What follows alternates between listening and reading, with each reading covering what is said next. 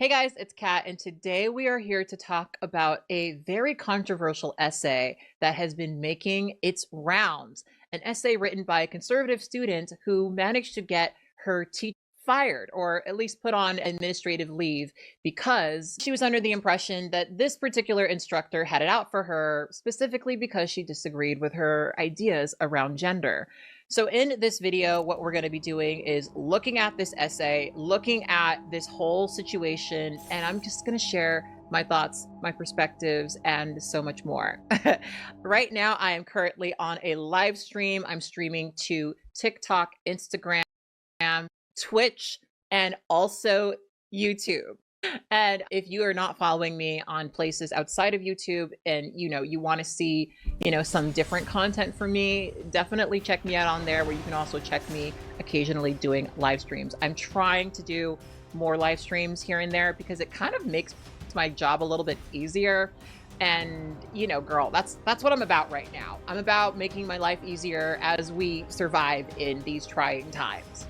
Girl. A University of Oklahoma student studying psychology says that the failing grade she received on an essay where she cited the Bible was a violation of her right to free speech.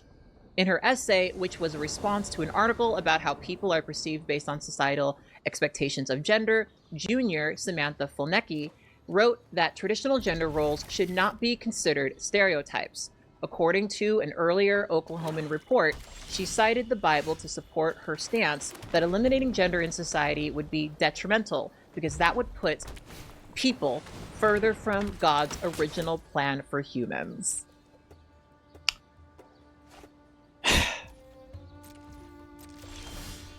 Let's keep going. She received 0 points out of 25 on the essay. The instructor said Fulneky failed to use empirical evidence and called parts of her essay offensive. Fulneky noted that the assignment did not require students to cite empirical evidence and said that she believes OU's policy protects freedom of speech, even if people find it offensive. Fulneky believed that she was failed because she cited the Bible. Now, when are y'all gonna let this go? When are y'all gonna let this go? When are y'all gonna stop acting like you are being oppressed because not everybody agrees with your religion? And I'm saying this as somebody who was raised very evangelical. So it's not even like I don't understand where she's coming from. I used to go to Christian private school.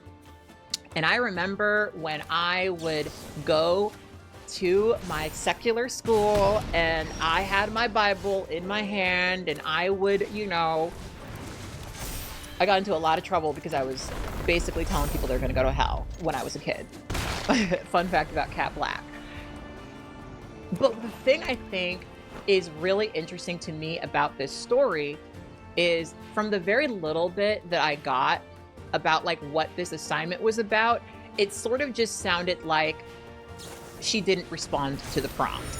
And instead of responding to the prompt, instead of doing the exercise properly, she instead decided to make a political point. This is a copy of the parameters for the assignment. Lesson 3.3, reaction paper, gender typicality, peer relations, and mental health. You must write a 360-word body of text, double-spaced reaction paper demonstrating that you read the assigned article and includes a thoughtful reaction to the material presented in the article. Points will be deducted when papers are deficient of any of these areas.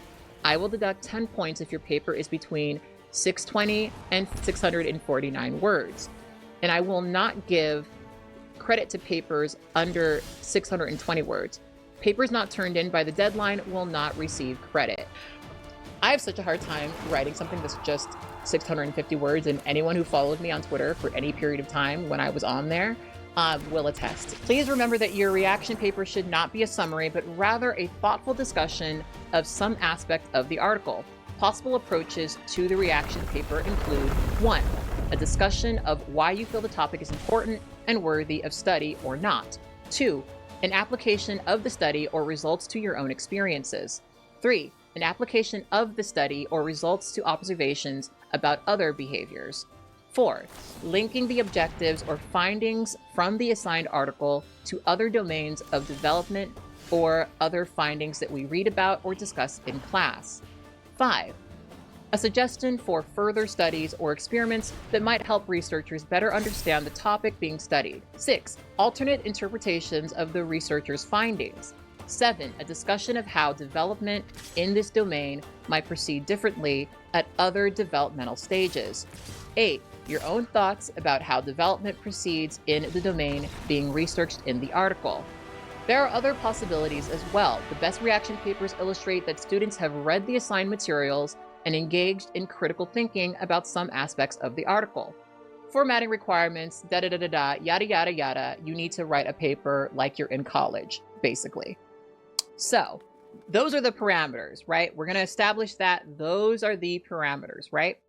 Now we need to look quickly at the abstract of this article. Here's the abstract from the original paper that she's responding to that was published in 2014. It's called Relations Among Gender Typicality, Peer Relations, and Mental Health During Early Adolescence. Abstract.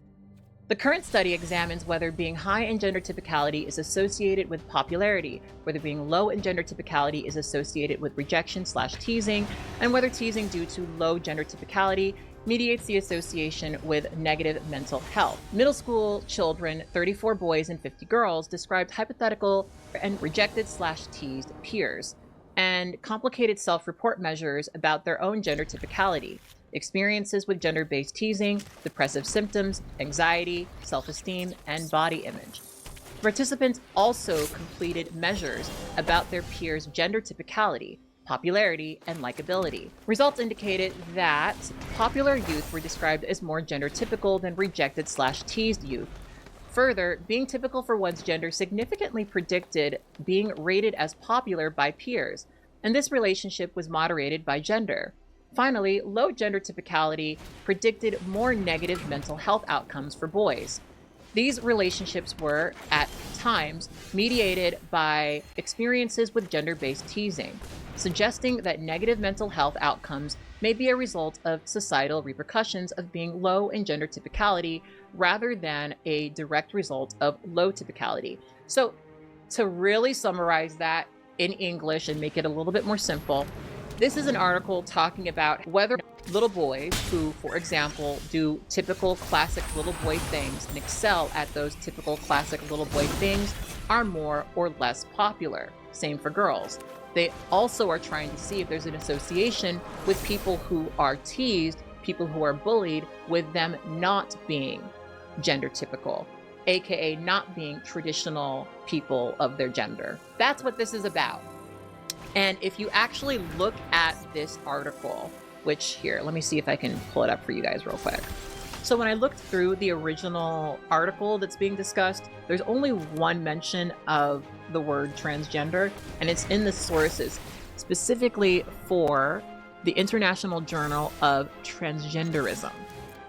You'll have to look into that on your own, but it's not a paper that, at least from what I've been able to piece together looking through it quickly, even really discusses transgender people at all. Just discusses gender typicality and how popular that makes you in school. So keep that in mind as we read. So this is her essay. We're going to read it. It's only 2 pages. I don't think it will be a very hard read or a very long read. That's what she said. Let's get into it. Sorry, I'm like 2 years old. I'm sorry. This article was very thought-provoking and caused me to thoroughly evaluate the idea of gender and the role it plays in our society. Now, already your first sentence was like, what am I supposed to do? Okay. Anyway, let's just read it. I'll save my reaction. This article was very thought-provoking and caused me to thoroughly evaluate the idea of gender and the role it plays in our society. The article discussed peers using teasing as a way to reinforce gender norms. I don't necessarily see this as a problem. God made male and female and made us differently from each other on purpose and for a purpose. God is very intentional with what he makes, and I believe trying to change that would only do more harm. Gender roles and tendencies should not be considered stereotypes. Women naturally want to do women things because God created us with those womanly desires in our hearts. The same goes for men. God created men in his image of his courage and strength, and he created women in the image of his beauty. He intentionally created women differently than men, and we should live our lives with that in mind. It's frustrating to me when I read articles like this and discussion posts from my classmates of so many people trying to conform to the same mundane opinion so they don't step on people's toes. I think that is a cowardly and insecure way to live.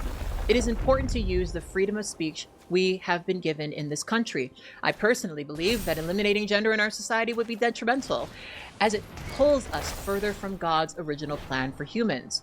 It is perfectly normal for kids to follow gender stereotypes because that's how God makes us.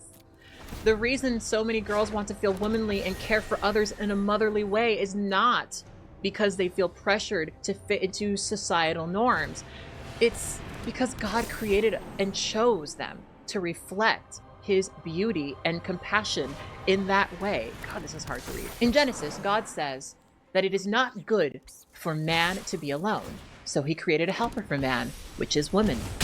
Many people assume the word helper in this context to be condescending and offensive to women. However, the original word Hebrew is, I can't say that, ezer kendego. I'm sorry, I don't know how to say it. I don't know how to say it. Ignore me. And that directly translates to helper equal to. Additionally, God describes himself in the Bible using ezer kenego, or helper, and he describes his Holy Spirit as our helper as well. This shows the importance God places in the role of the helper, woman's role. God does not view women as less significant than men. He created us with such intentionality and care, and he, capital H, made women in his in his image of being a helper and in the image of his beauty.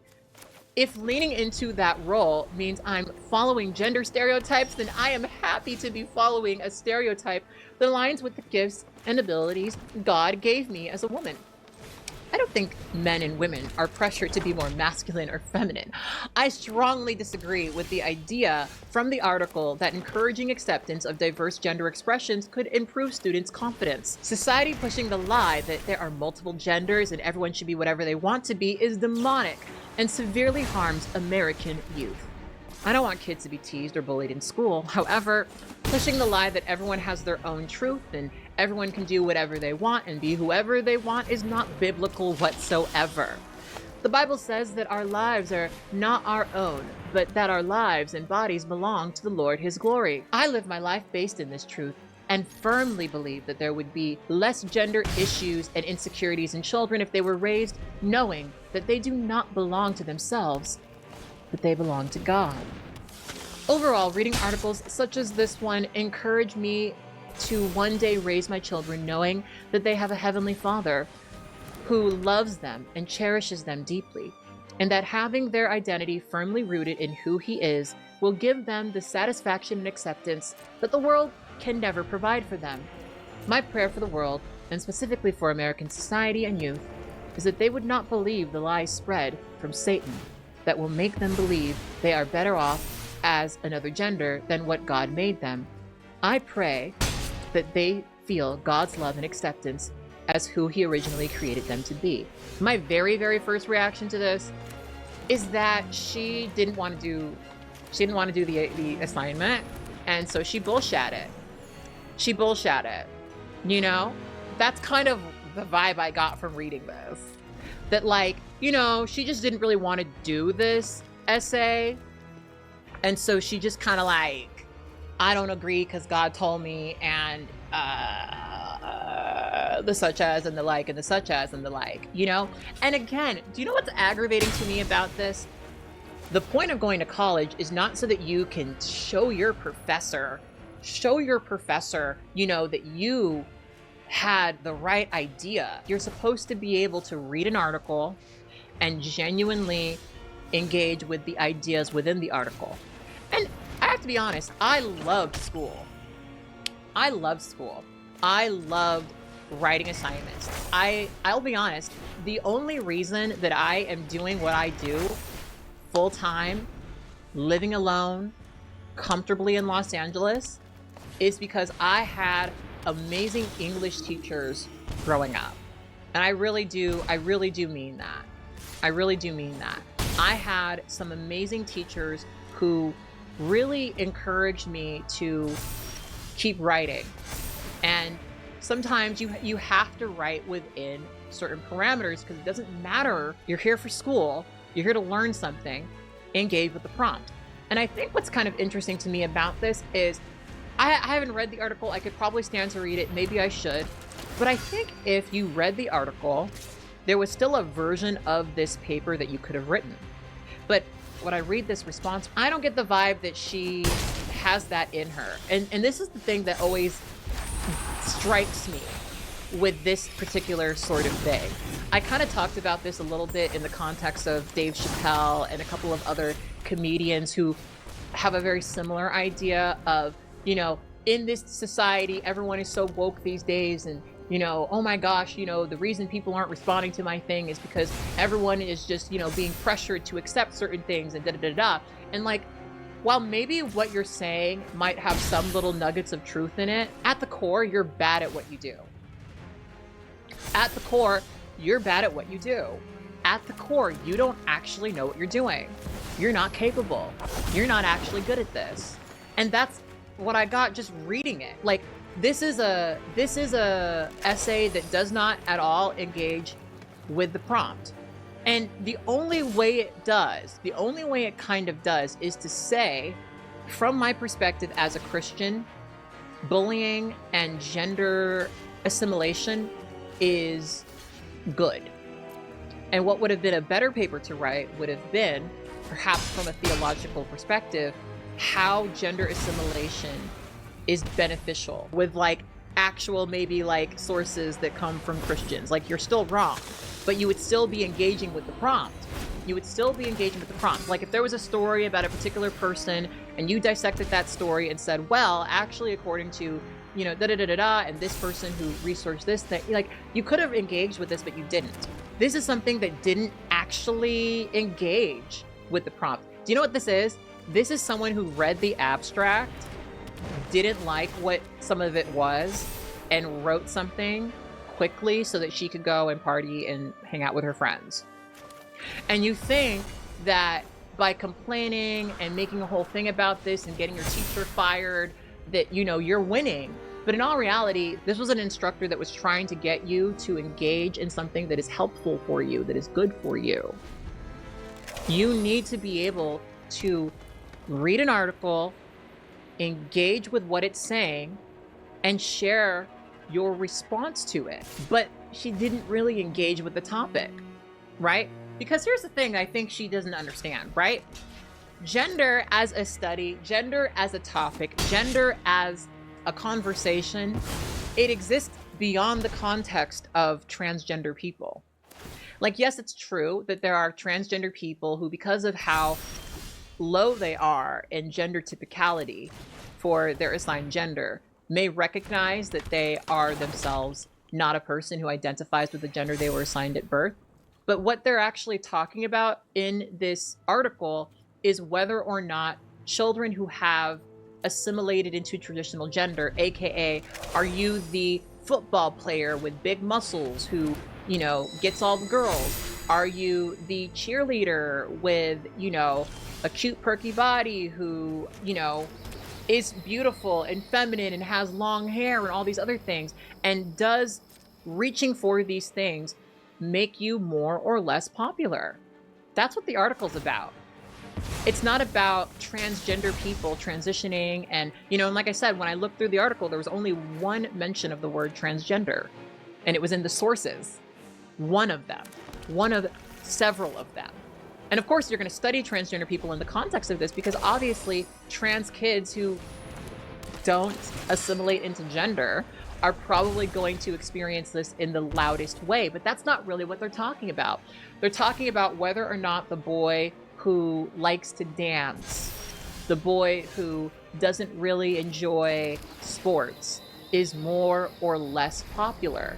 Whether or not, you know, the girl who likes to get in the mud, the girl who, you know, enjoys working with her dad after school and in the garage and doing all this handy shit, like whether or not that girl is more or less popular. And that's the thing, at the core of all of this, what a lot of these conservatives believe is that these things are just good. And they accept these things uncritically. They accept all of this incredibly uncritically. They have no critical thought about it at all. Now, to my understanding, she is the daughter of some Turning Point USA person who has a podcast, right? And so a lot of this is probably all about just creating a social media storm against this particular school and furthering the conservative desire to, of course, punish trans professors, punish higher education in general. And, before we read all of this stuff, I'm probably going to repeat, I'm probably going to come back to this point later, but being someone who was raised very Christian, being someone who was raised very conservative, very evangelical, I remember how much of a culture shock going to art school in Southern California was, right? I remember being so shocked by everything that was happening. Some of my first vlogs in college were about how everyone is drinking and how that's not what they should be doing and how everyone here is living in sin. I was very much a sheltered Christian child.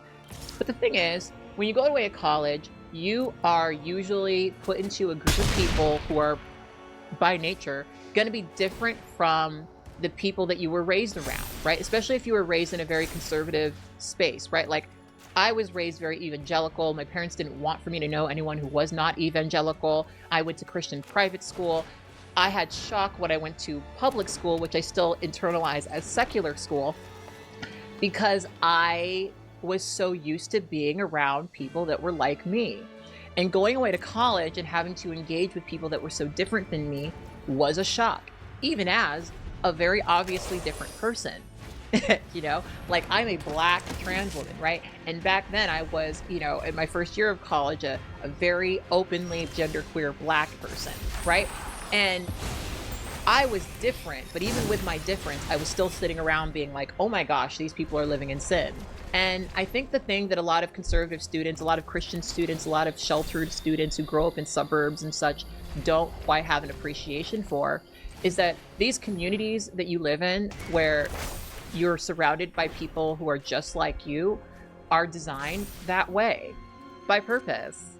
And a lot of people, their criticism of colleges and how they brainwash you, what it really is you're finally being exposed to people who exist outside of the context that this community that you were raised in. And so you're gonna obviously have a lot of surprising experiences with people that are different from you. But the thing is, what you're supposed to usually do, I think what a lot of us do when we finally break out of that, is we have these experiences, we recognize that there were some false things said, and we develop empathy. And if you listen to what a lot of these people are talking about, a lot of these conservative folks are talking about, they specifically resent empathy. They specifically resent you being able to actually be exposed to someone different than you, learn to identify with them, and recognize that they are just like you. That is, for a lot of conservatives, like the worst thing that could possibly happen.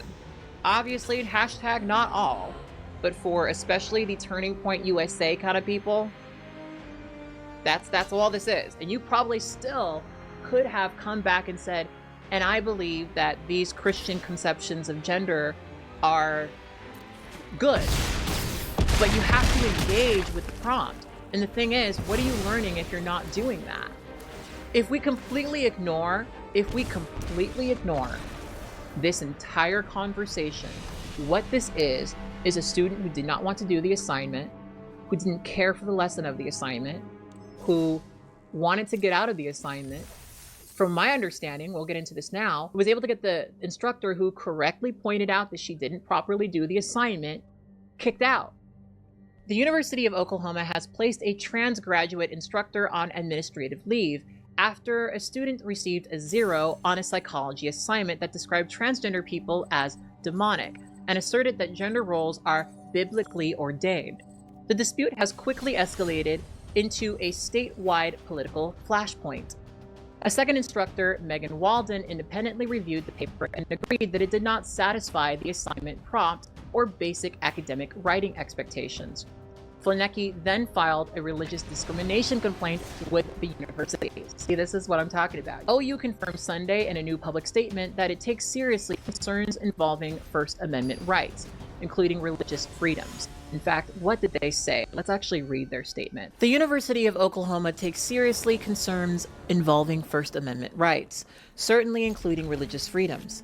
Upon receiving notice from the student on the grading of an assignment, the university immediately began a full review of the situation and has acted swiftly to address the matter. First, the college acted immediately to address the academic issue raised by the student. College leaders contacted her on the day her letter was received and have maintained regular communication throughout the process. As previously stated, a formal grade appeals process was conducted. The process resulted in steps to ensure no academic harm to the student from the graded assignments. Second, the student reported filing a claim of illegal discrimination based on religious beliefs to the appropriate university office. OU has a clear process for reviewing such claims, and it has been activated. The graduate student instructor has been placed on administrative leave pending the finalization of this process.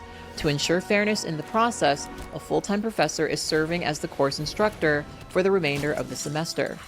OU remains firmly committed to fairness, respect, and protecting every student's right to express sincerely held religious beliefs. This person was able to get this trans person fired. So that's the power you have. That's the reality of the power you have. But you want to pretend that Christians are being persecuted because you didn't get what you want. And it's funny because at the end of the day, you can wrap this up however you want. You can masquerade it and twist it, you really could. But at the end of the day, you're just making excuses for you not measuring up. That's what I think most of this conservative bullshit actually is. Fulneky noted that the assignment did not require the student to cite empirical evidence and said she believes OU policy protects free speech, even if some people find it offensive. Fulneky believed she was failed because she cited the Bible, which I don't even think she kind of cited the Bible, but she didn't really cite the Bible, at least not appropriately. You gotta have a clear tie to the article. You have to have reaction to the content and clarity of writing. That's how you get your points. Full points, 25 points, because they had to adjust that for people like you, frankly. There's not a clear tie to the article. Again, beyond the abstract. Clear tie to the article would have probably been, I'm going to pick this specific section of this article. I'm going to engage with it. I'm going to show that beyond the abstract, I actually engaged with the ideas within this article, the things that are being discussed, some of the instances discussed in this article. Reaction content. Does the paper provide a reaction/reflection/discussion of some aspect of the article rather than a summary? Now, she did a great job of not summarizing the article, but I think it's because she didn't read it, right? So she's fine on that end, but it wasn't really a reaction to the content. It loosely referenced the content. In fact, let me give you an example. Okay. Whipping Girl, right? By Julia Serrano. Whipping Girl is a fascinating insight into the world of a girl who is whipped. And when you think of it, whipping is a very violent act that shouldn't be happening to girls. Girls are gentle and they shouldn't be whipped. And so for that reason, I think that Whipping Girl by Julia Serrano is not so much of a good book. My personal belief is that girls shouldn't be whipped and that that's a bad thing, and that, what is this? It says a transsexual woman on sexism and scapegoating femininity. I don't think goats are scape, really. I just don't, I don't agree with it personally. That's basically what you did, girl. That's basically what you did. You basically read the abstract and created a whole thing around that and then didn't actually engage with what was in there. And it's crazy to me how you don't see that. Is the paper clearly written? No, baby. It's not clearly written. I mean, and what's really happening right now? What is this? Because this sounds like the opposite of the reason you would go to college, right? You're not going to college to tell the professor what's what. You're not going to college to tell the instructor what's what. You're going there to learn. And if you say, well, I know everything and my perspective is correct and I know, then why aren't you teaching, babe? Why aren't you the one teaching, huh? It's not because, people don't want to support conservatives. This is the thing that drives me insane about conservatives. We're going to go on a fucking rant for a bit. So many of these people are just rejected because they're bad at what they do. I don't believe for a second that there is a better essay in this woman. I don't. I am saddened that they're offended by the truth of the gospel and the truth that I wrote about in my assignment, and it saddens me to see that offends them and upsets them the way it did. Jesus is always worth standing up for, and I just encourage those people that are dealing with something similar to push back against that kind of behavior. I would rather have my integrity and give my true opinion and get a 0 on an assignment than have to lie about what I really believe. This is the level at which she can perform at. And I'm sure for a lot of her life, she's probably been told that, everything is just hunky-dory and da-da-da-da-da, and she poops daisies and, all this other stuff. But actually, you're trying to normalize your bad habit. You're trying to normalize your lack of engagement, your intellectual dishonesty, your lack of literacy, frankly. Because the thing that's interesting to me about a lot of people who grow up in church, a lot of it's just repeating the same phrases over and over and over and over again that you've heard your entire life, that you barely understand, to sound like you have authority in the room. That's all I kept reading. That's all I kept reading in this. That she's repeating language she's heard for her entire life that was deep and profound within a certain space, and she is upset that that's not enough. And I'm saying this as a former prayer warrior. You learn how to say the right things. You learn what the right script is. And some people are good enough at orating that script that they are actually able to translate that into a preaching career. I don't think this woman has that talent. But who knows? It seems like standards are quite low over there on the conservative side. No offense. Anyway, let's read what the professor had to say in response. Please note that I am not deducting points because you have a certain belief, but instead I am deducting points for you posting a reaction paper that does not answer the questions for this assignment, contradicts itself, heavily uses personal ideology over empirical evidence in a scientific class, and is at times offensive. While you are entitled to your own personal beliefs, there is an appropriate time or place to implement them in your reflections. I encourage all students to question or challenge the course material with other empirical findings or testable hypotheses.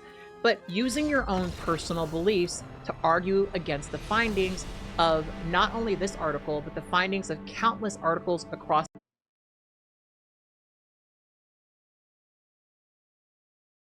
psychology, biology, sociology is not best practice. And this is one of my big things too. You're just not engaging with the brief, but there was actually a way for you to engage with the brief. The thing that gets me about some of these motherfuckers is that as a former evangelical, as someone who was once very convicted, by their beliefs, I don't believe you. I really don't believe you. I don't believe you. I don't believe you. And when I say I don't believe you, what I mean is I think you're full of shit. I don't think you're a Christian.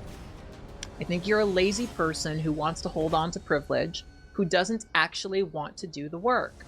Because had you actually been as passionate as you claim to be about Christianity, about the Bible, you could have very easily found sources and other studies to respond to this article with.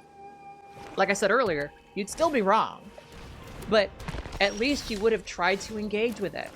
And the thing is, professors don't mind when you're being defiant. They don't mind when you are trying to, fight back with them. They just want for you to do it while you're also doing the assignment. And I'm saying that because I was a very rebellious writer. There were a lot of things I wrote where I was like, look, I don't agree with aspects of what we're talking about, so I'm gonna engage with it, but I'm gonna also talk, and I got great grades. in my writing because I was passionate about it and I brought in sources.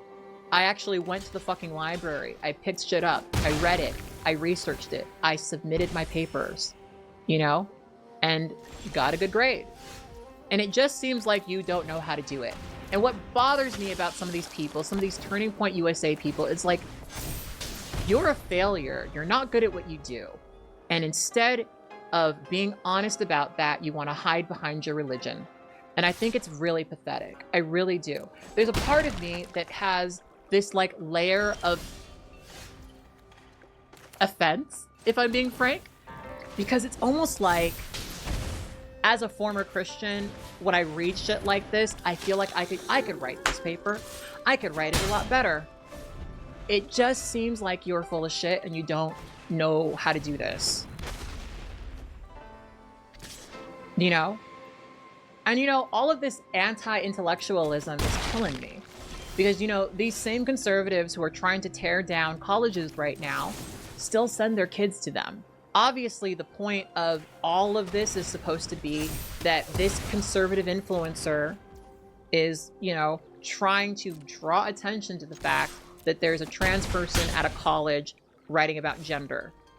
Everyone who is in support of her is completely ignoring the fact that she's not smart enough or capable enough to actually respond to the prompt, that she didn't actually do the thing that she was asked to do, and that her writing is indicative of this. No offense, or whatever. They just want to keep going, oh, no. And what they don't understand they're doing is you are, you know, it's funny to say this because I know that this is what a lot of conservatives think of people like me. You are embracing and celebrating mediocrity, and you are fighting to do it too. You're fighting to do it too. That's what's fascinating to me. It would actually be such a different thing to me if you actually responded to the prompt, if you actually engaged with the thing, and then this teacher came back and said, you know what? I don't like your religion. But actually what you didn't do at all was engage with the prompt. In fact, like I said, my theory is you read the abstract and that's as deep as it went. You said, oh, they're talking about gender. I don't even like it. I don't even get it. I don't even get it. And then you went down this whole tirade and you thought you ate, but really you were eating lettuce, baby, you know, which good for you. You're losing weight, but like still, you're not nourishing yourself really. It's empty calories, babe. I'm sorry that I'm being such a bitch about this, but it's so aggravating because these people are always talking about, see this, we're going on a rant. I'm not going to probably include this. You know, these people who really believe, they truly believe that whenever they see a person of color in a position of power above them, that the only way they got there was because, you know, some weird DEI scheme. Maybe they did the work, babe. Maybe they did the work. Maybe they actually did the work. Maybe they weren't able to just sit there and whinge and get what they want because they're the chosen people or something. Like, maybe they actually put the work in. Maybe that's how they got there.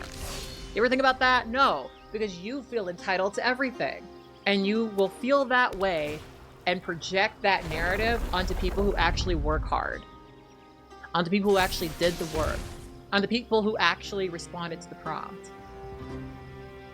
It's funny because I think it's going to be these people's undoing. You know what I mean? Like, I think it's going to be their own undoing. I really do. I think it's going to be, like, you think this is going to end in survival. It's actually going to end in you. This is the sad part, actually. It's going to end in you sheepishly walking in a line towards your own slaughter. That's the part that's so scary to me about some of this. This process of checking your sources, engaging with the prompt, actually reading these things, actually researching these things. This is actually, in all reality, real basic to your survival. It's basic, like, you need to be able to, like, figure out whether or not this is something you can ingest healthily kind of stuff.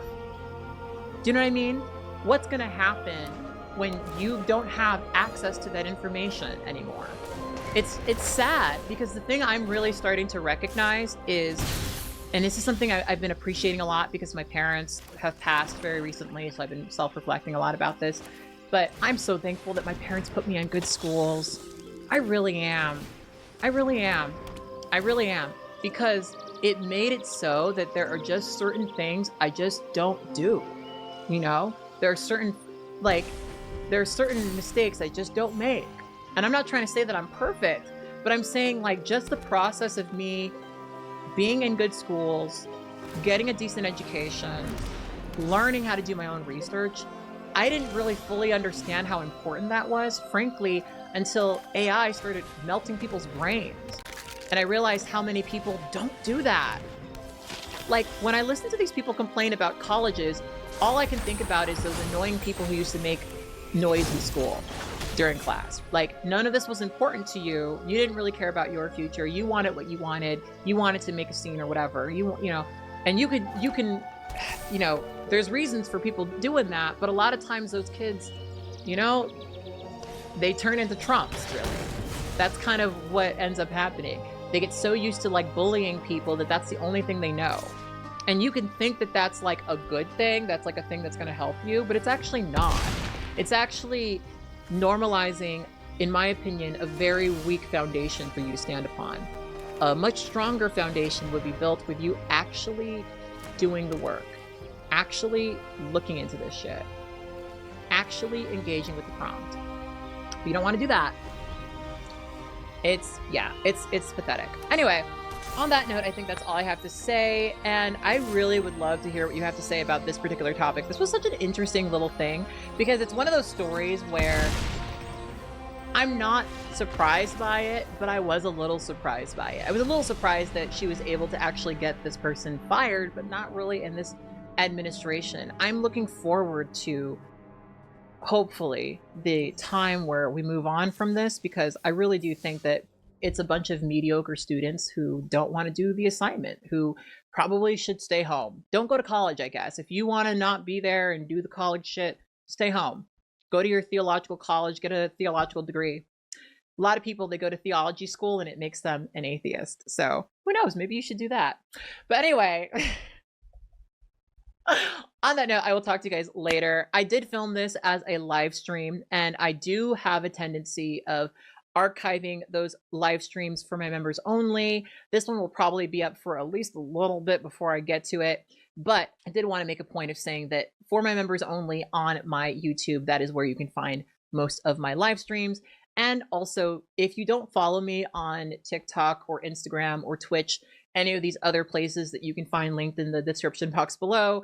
If you enjoyed this video, please also check out my Patreon, where I upload exclusive vlogs. I just uploaded a work vlog. I will likely record a life update vlog because I have so much shit to talk about, girl.